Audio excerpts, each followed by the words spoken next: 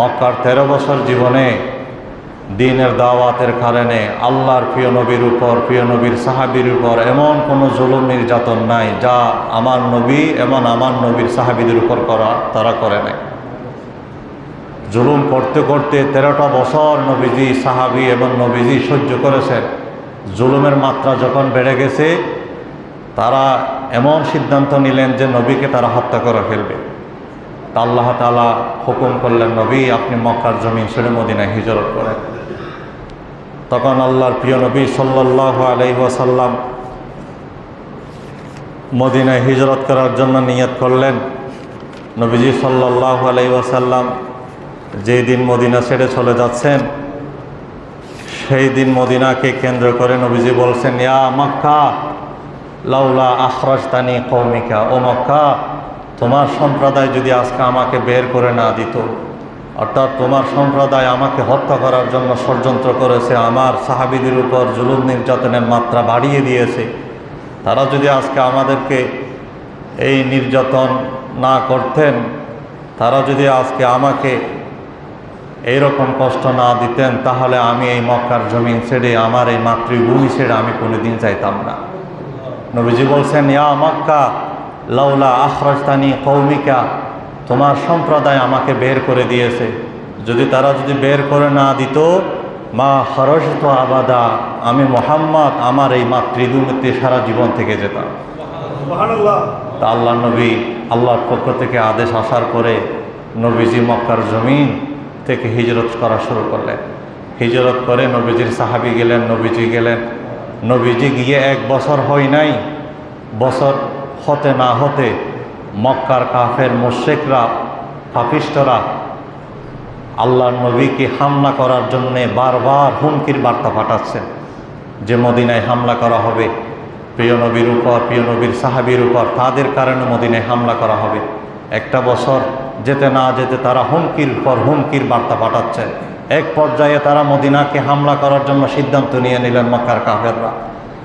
এই সংবাদ প্রিয় নবীর কাছে গেলে প্রিয় নবী হঠাৎ সাহাবীদেরকে বললেন, ও আমার সাহাবীরা, মক্কার কাফেররা তো মদিনায় হামলা করার জন্য সিদ্ধান্ত নিয়েছে, তারা আসতেছে, এখন কি করা যায়? তখন আল্লাহর নবী, আল্লাহর পক্ষ থেকে আদেশ আসলেন, ও নবী আপনি আপনার সাহাবীদেরকে তৈয়ার করেন, তাদের সাথে মোকাবেলা করতে হবে।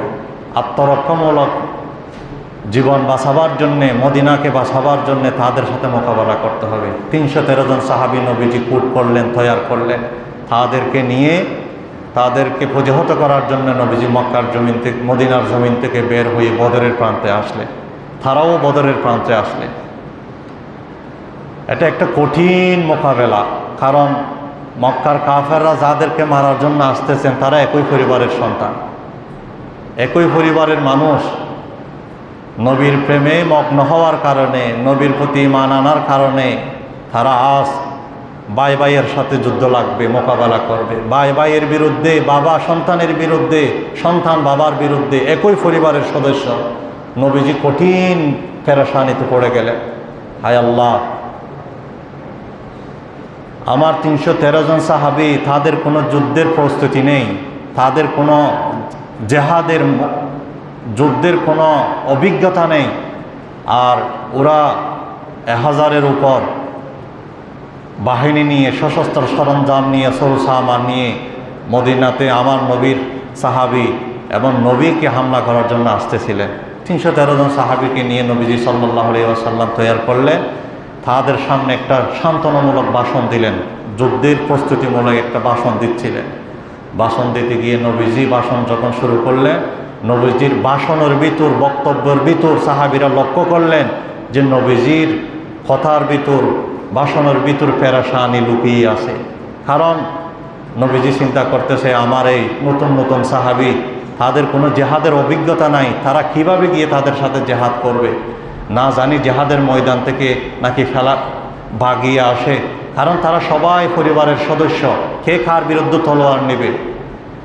নবীজি বক্তব্যের ভিতর পেরেশানি ফুটে উঠলে 313 জন সাহাবীদের ভিতরে একজন সাহাবী দাঁড়িয়ে গেলেন, তার নাম হলো হযরত মিকদাদ রাদিয়াল্লাহু তাআলা আনহু। তিনি বললেন, ইয়া রাসূলুল্লাহ, আপনার বক্তব্য শুনে আমি বুঝে নিয়েছি আপনি আমাদের জন্য পেরেশান করতেছেন, আমাদের নিয়ে চিন্তা করতেছেন, আপনি আমাদেরকে নিয়ে চিন্তা করবেন না। 313 জনের পক্ষ থেকে আমি মেকদাদ আপনাকে কথা দিচ্ছি, আমাদের শরীরে যতক্ষণ, আমাদের দেহে, আমাদের শরীরে যতক্ষণ প্রাণ থাকবে, রূহ থাকবে, জীবন থাকবে, ততক্ষণ আমরা আপনার চতুর্পাশে পাহারা দিয়ে আপনার আদেশগুলো পালন করতে দ্বিধাবোধ করব না, আপনার কথায় সাড়া দিতে আমরা রাজি আছি। সুবহানাল্লাহ। হযরত মিকদাদ বলেন, ইয়া রাসূলুল্লাহ, আপনি যদি আমাদেরকে এই মুহূর্তে যদি বলেন 7 সমুদ্রের নিচে গিয়ে ইসলামের পতাকা রেখে আসতে হবে, আমি মেকদাদ 313 জনের পক্ষ থেকে কথা দিচ্ছি, আপনার আদেশ পেলে 7 সমুদ্র তো ডুব দিয়ে ইসলামের পতাকা সেখানে আমরা রেখে আসবো। ইয়া রাসূলুল্লাহ, আপনি যদি আদেশ দেন পাহাড়ের উচ্চ দেশে ইসলামের পতাকা রেখে আসতে হবে, তাহলে 313 জনের পক্ষ থেকে আমি মেকদাদ আপনাকে কথা দিচ্ছি, ওয়াদা দিচ্ছি, পাহাড়ের উচ্চতায় গিয়ে আমরা আপনার কথা অনুসারে সেই জায়গায় ইসলামের পতাকা রেখে আসবো। আপনি আমাদেরকে নিয়ে পেরেশান করবেন না, তারা আমাদের পিতাই হোক, ভাই হোক, ইসলামের জন্যে, আপনার জন্যে, আল্লাহর জন্যে, ইসলামের জন্য তরবারি নিতে আমরা দ্বিধাবোধ করব না। আল্লাহর নবীজি তাদের বক্তব্য শুনে সাহস পেয়ে গেলেন। নবীজি বললেন, এই হই যদি তোমাদের সিদ্ধান্ত, তাহলে তোমরা জান্নাতের দিকে চলো, যে জান্নাতের পাশ হলো আকাশ আর জমিনের সমান। সুবহানাল্লাহ। অর্থাৎ তোমরা বদরের প্রান্তে চলো, বদরের প্রান্তে গেলে আল্লাহ তোমাদেরকে জান্নাত দিয়ে দিবেন। সুবহানাল্লাহ। নবীজি বললেন, বদরের প্রান্তে গেলে, বদরের ময়দানে গেলে আল্লাহর পক্ষ থেকে জান্নাতের ওয়াদা রয়েছে। এই বক্তব্য যখন দিয়েছে, 313 জন সাহাবীদের ভিতরে একজন সাহাবী ছিলেন, তার নাম হলো হযরত উমাইর রাদিয়াল্লাহু তাআলা আনহু। তিনি একটা প্যাকেটে করে হাতে নিয়ে খেজুর খাচ্ছিলেন, নবীজির বক্তব্য দিচ্ছিলেন। আল্লাহ নবীজি যখন এই কথা বললেন, তাহলে জান্নাতের মাঠে চলো, বদরের প্রান্তে চলো, বদরের প্রান্তে গেলে, মাঠে গেলে আল্লাহর পক্ষ থেকে জান্নাতের ওয়াদা রয়েছে। এই বক্তব্য যখন হযরত উমাইর শুনলেন, খাওয়া খেজুর হাতে নিয়েছেন, খেজুর খাচ্ছেন, ওই মুহূর্তে একটা খেজুর মুখে দিয়েছে আর বাকি খেজুর মুখে দেয় নাই, মাটিতে ফেলে দিলেন। আল্লাহ নবী বললেন, উমাইর তুমি কেন খেজুর কেন ফেলে দিলে? তখন আল্লাহ নবীকে উমাইর জবাব দিলেন, ও নবী, বদরের প্রান্তে গেলে আল্লাহর জান্নাত পাওয়া যাবে, এই খেজুর খাইতে খাইতে আমার অনেক সময় লেগে যাবে, এই সময়কে আমি জান্নাতে দেরিয়ে যেতে চাই না। এই খেজুরগুলো ফেলে দিয়ে আমি অতি আগ্রহে তাড়াতাড়ি আমি বদরের প্রান্তে গিয়ে কাফেরদের সাথে যুদ্ধ করে আমি আল্লাহর জান্নাতে যেতে চাই। সুবহানাল্লাহ। নবীজির মহব্বতে, জান্নাতের আশায় হযরত উমাইর খাওয়া খেজুর মাটিতে ফেলে দিলেন। আল্লাহ নবী বললেন, তাহলে চলো। 313 জন সাহাবীকে নিয়ে বদরের প্রান্তে চলে গেলেন। বদরের প্রান্তে গিয়ে নবীজি যুদ্ধ শুরু হলো। প্রথমে মক্কার মুশরিকরা, কাফেররা হামলা শুরু করেছে। এক পর্যায়ে কাফেররা পরাজিত হয়ে গেছে। সেই জিহাদের ময়দানে 70 জন কাফেরকে জাহান্নামে পাঠিয়ে দিলেন 313 জন সাহাবী। সুবহানাল্লাহ। এরপর 70 জন কাফেরকে বন্ধ করে ফেললেন। আবার অন্যদিকে 14 জন বদরি সাহাবী, রাসূলের প্রিয় সাহাবী 14 জন সাহাবী শহীদ হলেন। শুহাদায়ে বদর, যারা বদরের প্রান্তে শহীদ হলেন, তাদেরকে প্রিয় নবীর কাছে আনা হলো। একটা একটা লাশ পরিচয় করে দেওয়া হচ্ছে, উনি ওই সাহাবী, উনি ওই সাহাবী, উনি ওই সাহাবী। 14 জন সাহাবীর লাশ প্রিয় নবীর কাছে আনা হলো। আস্তে আস্তে ওই উমাইরের লাশ আসলেন। তখন একজন সাহাবী দাঁড়িয়ে বললেন, ইয়া রাসূলুল্লাহ, এই হলে সেই উমাইর, যেই উমাইর জান্নাতের জন্য খেজুর খায় নাই, খাওয়া খেজুর মাটিতে ফেলে দিয়ে বদরের প্রান্তে এসেছেন, সেই উমাইর এখন শহীদ অবস্থায় আপনার সামনে আছে। তখন আল্লাহ নবীজি বললেন, আন্তা হো আমার সাহাবীরা শোনো, আন্তা মিন আহলিল জান্নাহ, আমার উমার দুনিয়ার জমিনে না, আমার উমার হলো জান্নাতে। সুবহানাল্লাহ। সেই দিন নবীজি উমারের লাশ দেখে চোখের পানি ফেলিয়ে নবীজি বললেন, আমার উমার দুনিয়াতে বসবাস করছে না, আমার উমার দেহটা জীবনে দুনিয়াতে আছে, কিন্তু আমার উমার এখন জান্নাতে বসবাস করছে। 313 জন সাহাবী জুমার দিন 17 রমজান রোজা রাখা অবস্থায় ইসলামের জন্য জীবন দিয়ে দিয়েছিলেন। সুবহানাল্লাহ। সেই দিনটা ছিল জুমার দিন, রোজা রাখা অবস্থায়। এই জন্য বদর যতদিন থাকবে, আসমান আর জমিন যতদিন দুনিয়াতে থাকবে, ততদিন বদরের ইতিহাস, বদরের জীবনী, বদরি সাহাবীদের নাম পৃথিবীর বুকে থাকবে। বদরি সাহাবীদের প্রতি আল্লাহ এত খুশি হয়ে গেছেন, যে বদরি সাহাবীদেরকে বলেছেন যে তোমরা যা ইচ্ছা তাই করো, তোমাদেরকে আল্লাহ মাফ করে দিয়েছেন। সুবহানাল্লাহ, যা ইচ্ছা তাই করো। এই জন্য বদরি সাহাবীদের নাম দিয়ে যদি দোয়া করা হয়, সেই দোয়া অবশ্যই অবশ্যই কবুল করা হয়, অবশ্যই অবশ্যই দোয়া কবুল করা হয়। সাহাবায়ে কেরাম রিদওয়ানুল্লাহি আজমাইন তারা কেমন ঠেক তারা দিয়েছেন, অথচ তারা একই বংশের মানুষ, একই পরিবারের সন্তান। যেমন দেখেন আব্দুর রহমান ইবনে আবু বকর, আব্দুর রহমান ইবনে আবু বকর, আব্দুর রহমান ইবনে আবু বকর, আবু বকর ছিলেন নবীজির সাহাবী, আব্দুর রহমান ছিলেন কাফের বদরের জিহাদের ময়দানে। আব্দুর রহমান এসেছে প্রিয় নবীর সাহাবীকে এবং প্রিয় নবীকে হত্যা করার জন্যে, আর আবু বকর গিয়েছিলেন কাফেরদের হত্যা করার জন্যে। যুদ্ধের ময়দানে যুদ্ধ চলতেছিলেন। যুদ্ধ শেষ হয়ে আব্দুর রহমানের বাড়িতে চলে গেলেন। আবু বকর সিদ্দিক মক্কার জমিন, মদিনার জমিন থেকে যখন মক্কায় গেলেন, তখন বাপ সন্তান একসাথে আব্দুর রহমান যখন মুসলমান হলেন, তখন বাবা সন্তানকে বলতেছেন যে বাবা আবু বকর, যে আমি বদরের ময়দানে আপনাকে আমার সামনে পেয়েছিলাম, তরবারির সামনে পেয়েছিলাম। সেই দিন আমি সন্তান ইচ্ছা করলে আপনি বাবাকে হত্যা করতে পারতাম, কিন্তু শুধুমাত্র হত্যা করি নাই, আপনি শুধু আমার বাবা, এই জন্য। তখন আবু বকর সেই দিন বলেছিলেন, আমি আল্লাহর জাতের কসম করে বলছি, তুমি সেই দিন আমাকে পিতার পরিচয় দিয়েছ, সেই দিন যদি আমি জানতে পারতাম তুমি আমার সামনে, সেই দিন আমি তোমাকে সন্তান হিসাবে পরিচয় দিতাম না। আমি আল্লাহর নবীর প্রেমে মগ্ন হয়ে জান্নাতের আশায় আল্লাহকে রাজি করার জন্যে সুযোগ পাইলে সেই দিন তোমাকে দু টুকরা করে ফেলতাম। এই হলো সাহাবীদের ঈমান। সেই ঈমানের কারণে রক্তের বিনিময়ে সেই মুজাহিদার মাধ্যমে আজ আমাদের প্রতি ইসলাম এসেছে। আমরা তো আমাদের হাতেতে ইসলাম একদম তারা প্যাকেট করে পৌঁছে দিয়েছেন, আমাদের তো কোনো কষ্ট করতে হচ্ছে না, যে কষ্ট করা ছিল তারা করে ফেলেছে। এই জন্য 17ই রমজান ছিল বদরের দিবস, যাদের বিষয়ে আল্লাহ তাআলা বলেছেন, বদরি সাহাবীদেরকে বলেছেন যুদ্ধ থেকে আসার পরে তোমাদের যা ইচ্ছা তাই করো, আল্লাহ তোমাদেরকে মাফ করে দিয়েছে, যা ইচ্ছা তাই করো। আল্লাহ তাআলা সেই বদরি সাহাবীদের ওসিলায় আমাদের রমজানের সমস্ত নেক আমলগুলো আল্লাহ কবুল করুন, আমিন। তো দুরূদ শরীফ পড়ি, আল্লাহুম্মা সাল্লি আলা মাওলানা মুহাম্মাদ ওয়া আলা মাওলানা মুহাম্মাদ, আল্লাহুম্মা সাল্লি আলা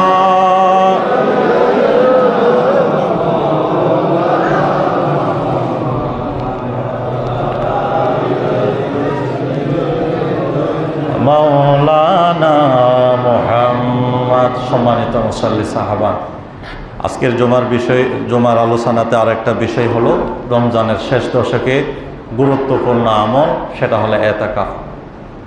রমজানের শেষ দশক, রমজানের 3টা দশ রয়েছে, প্রথম দশক, দ্বিতীয় দশক, তৃতীয় দশক। প্রথম আর দ্বিতীয় দশকের তুলনায় তৃতীয় দশকের দাম ইসলামের ভিতর বেশি। সুবহানাল্লাহ। হাদিস শরীফে এসেছে, আম্মা জান আয়েশা সিদ্দিকা রাদিয়াল্লাহু তাআলা আনহা থেকে বর্ণনা, তিনি বলছেন রাসূল করিম সাল্লাল্লাহু আলাইহি ওয়াসাল্লাম ইয়াজতাহিদু ফিল আশরিল আওয়াখির মা লা ইয়াজতাহিদু ফি গায়রিহা। রমজানের শেষ দশকে ইবাদতের জন্য আল্লাহর প্রিয় নবী এত কঠোর পরিশ্রম করতেন, এত মেহনত করতেন, যে মেহনত প্রথম দশক দ্বিতীয় দশকে করতেন না। রমজানের তৃতীয় দশকে প্রিয় নবী এত মেহনত করতেন ইবাদতের জন্য, পরিশ্রম করতেন, যে পরিশ্রম, যে মেহনত প্রথম দশক দ্বিতীয় দশক ওই 20 দিনে এত ইবাদতের জন্য পরিশ্রম নবীজি করতেন না, যে পরিশ্রম তৃতীয় দশকে করতেন। এবং আর হাদিসে এসেছে রাসূল করিম সাল্লাল্লাহু আলাইহি ওয়াসাল্লামের সহধর্মিণী আমাদের মা, তিনি বলছেন ইজা দাখালাল আশর, রমজানের শেষ দশক যখন আসতেন, আহিয়া আল্লাইল, প্রিয় নবী সারা রাত জাগিয়ে থাকতেন, সারা রাত জাগ্রত থাকতেন। ওয়া আয়কাযা আহলাহু, শুধু নিজে জাগ্রত থাকতেন না, পরিবারের যারা স্ত্রী ছিলেন, আমাদের মা ছিলেন, নবীজির পবিত্র স্ত্রীগণ ছিলেন, তাদেরকেও জাগিয়ে দিতে। শুধুমাত্র নফল ইবাদতের জন্য জাগিয়ে দেওয়া শুধু রমজানের শেষ দশকে রয়েছে। কোনো নফল ইবাদতের জন্য মানুষকে জাগিয়ে তোলা শরীয়তে নেই, তার ইচ্ছা সে উঠবে। কিন্তু শুধুমাত্র রমজানের শেষ দশকে নফল ইবাদতের জন্যে নবীজি সারা রাত জাগিয়ে থাকতেন, ইবাদত করতেন, নিজের পরিবারদেরকেও জাগিয়ে তুলতেন। ওয়াজাদ্দা ওয়াসাদ্দাল মিজার, এবং কোমরে গামছা বেঁধে নিতেন, তার মানে প্রস্তুতি নিতেন যেন সারা রাত ইবাদত করতে পারে, বল শক্তি পায়। কোমরে গামছা বেঁধে নিতেন, তার এর অর্থ হলো রসুল পাক প্রস্তুতি নিয়ে নিতেন। সুবহানাল্লাহ। কেন? শেষ দশকে কি রয়েছে? শেষ দশকে এই মেহনত কেন রসুল করতেন? এই জন্য করতেন, রমজানের শেষ 10 দিনে গুরুত্বপূর্ণ একটা রাত রয়েছে, সেই রাতের নাম হলো কদরের রাত। সেই রাত হলো কদরের রাত, যে রাত্রেতে মানুষের আমলনামাকে নতুন করে সাজানো হয়, যে রাতে মানুষের ভাগ্যকে নতুন করে সাজানো হয়, যে এক রাতের ইবাদতে 1000 মাসের ইবাদতের মর্যাদা দেওয়া হয়, যে রাতে সৈয়দুল মালায়েকা হযরত জিবরাইল আলাইহিস সালাম অসংখ্য অগণিত ফেরেশতা নিয়ে দুনিয়াতে রহমত আর বরকত নিয়ে অবতরণ করেন। সুবহানাল্লাহ। সেই রাতকে পাওয়ার জন্যে প্রিয় নবী সাল্লাল্লাহু আলাইহি ওয়াসাল্লাম সারা রাত জাগ্রত থাকতেন। অথচ যেই নবীর কোনো গুনাহই ছিল না, নবীজি জাগ্রত থাকিয়া উম্মতকে শিক্ষা দিয়েছেন যে আমার উম্মতেরা যেন রমজানের শেষ দশকে খেলায় ধুলায় গল্প গুজারিতে না কাটায়, এবং যে রাতের মর্যাদা এক রাতে ইবাদত করলে সমস্ত জীবনের, অতীতের জীবনের সগীরা গুনাহ আল্লাহ ক্ষমা করে দিয়ে থাকেন। সেই রাতকে পাওয়ার জন্যে নিজেও জাগ্রত থাকতেন, সাহাবা নিজের পরিবার আহলায়ালদেরকে জাগ্রত করে দিতেন। হাদিস শরীফে এসেছে, নবীজি সাল্লাল্লাহু আলাইহি ওয়াসাল্লাম বলছেন, সারা রাত তোমরা শেষ দশকে চেষ্টা করবে, কদরের রাত্রে রমজানের শেষ দশকে। যদি তা না পারো, তাহাররু লাইলাতাল কদরি ফিল বিতরি, রমজানের শেষ দশকের বেজুর রাতগুলা তালাশ করো। রমজানের শেষ দশকের বেজুর রাতগুলা তোমরা কদরের রাত তালাশ করো। সারা 10টা রাত যদি নাও পারো, তাহলে শেষ দশকের যে বেজুর রাতগুলা রয়েছে সেই রাতগুলাকে মূল্যায়ন করো। সেই বেজুর রাতগুলা হলো 21-এর রাত, 23-এর রাত, 25-এর রাত, 27-এর রাত, 29-এর রাত। এই 5টা রাত প্রিয় নবী বলেছেন এই রমজানের শেষ দশকে এই 5 দিনের কোনো এক রাতে কদরের রাত হতে পারে। তাহলে এই রাতগুলো তালাশ করলে তোমাদের ভাগ্যকে আল্লাহ নতুন করে সাজাবেন, অতীতের সমস্ত গুনাহ মাফ করে দিবেন। সৈয়দুল মালায়েকা অসংখ্য গণিত ফেরেশতা দিয়ে যে রহমত বরকত নিয়ে দুনিয়াতে অবতরণ করেন, সেই রহমত বরকত জীবনে লাভ হবে। সুবহানাল্লাহ, আল্লাহু আকবার। প্রিয় নবী সাল্লাল্লাহু আলাইহি ওয়াসাল্লাম এই আমলটা নিজেও করেছেন, সাহাবীদেরকে করতে বলেছেন, নিজের পরিবারের স্ত্রীরাও করেছেন, আমার নবীর স্ত্রীরাও করেছেন, আমাদের মাওরাও করেছেন। হাদিসে এসেছে, ইয়াতাকিফুল আশরাল আওয়াখির মিন রমাদান হাত্তা তাওয়াফাহুল্লাহু, আল্লাহর নবী যতদিন ওয়াফাত হয় নাই, দুনিয়ার জীবন শেষ হয় নাই, ততদিন প্রিয় নবী ইতিকাফ করেছেন। নবীজির ইন্তেকালের পরে, দুনিয়া থেকে যাওয়ার পরে, সুম্মা ইতাকাফা আজওয়াজুহু মিন বাদিহি, নবীজির ইন্তেকালের পরে, দুনিয়ার হায়াত থেকে আড়াল হওয়ার পরে নবীজির ইতিকাফের জায়গাটা নিজের স্ত্রীরা করে নিয়েছেন। সুবহানাল্লাহ। এই জন্য আমাদেরকে রমজানের শেষ দশকে ইতিকাফ করতে হবে। ইতিকাফের মূল মাকসাদ হলো কদরের রাত। এই জন্য রমজানের শেষ দশকে আল্লাহর অসংখ্য অগণিত বান্দারা কদরের রাতকে পাওয়ার জন্য রমজানের শেষ দশকে ইতিকাফ করে থাকেন। ইতিকাফের ফজিলত সম্পর্কে হাদিসে এসেছে, আল্লাহর প্রিয় নবী বলেছেন, মান ইতাকাফা ফি আশরি আখির রমাদান, যারা রমজানের শেষ দশকে ইতিকাফ করবে, কামান কুতিবা লাহু কাহাজ্জাতাইন ওয়া উমরাতাইন, প্রিয় নবী নবুয়তের জবানে ইরশাদ করেছেন, রমজানের শেষ দশকে ইতিকাফ করলে, যে ইতিকাফ করবে তার আমলনামায় আল্লাহ পাক 2টা হজ 2টা উমরার সওয়াব তার আমলনামায় লিখে দিবেন। সুবহানাল্লাহ।